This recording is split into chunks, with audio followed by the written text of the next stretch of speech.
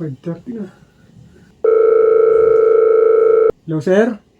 Ano yun, Romel? Napatawag ka. Bakit? Papaalam lang ako, hindi mo na ako papasok. Sama kasi talaga ng pakiramdam ko, sir. Ganun ba? Kailan mo palagay mo ikaw makakapasok? Sir, bukas na lang po siguro pag maganda ng pakiramdam ko. Nagang sama lang. O siya, sige ha. May papadala ako sa'yo. Antayin mo na lang. Bye. Kaya sige po, sir. Antayin ko na lang kung ano man yung ipapadala ninyo, sir. Sige po. Sige po. Wala stick si sir. Ano kaya ipapadala sa akin? Alam na may sakit ako. Baka naman trabaho pa ipadala sa akin. Ay, sige. Habangan ko na nga lang. Boss, ano yan? Deliver po. Kanino daw? Romel Trillano Okay. po.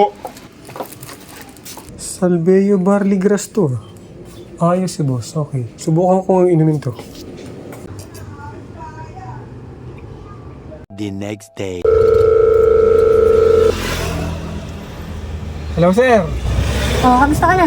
Ito, sir. Okay lang naman. Medyo nag-okay-okay na yung aking pakiramdam. Mabuti naman kung ganun. Paano? Makakapasok ka na bukas. Naku, sir. Pasensya na, ha.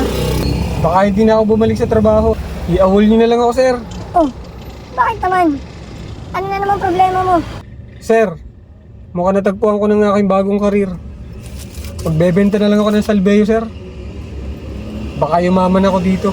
Sige na, sir. Hindi na magbabago ang isip ko. Bye-bye.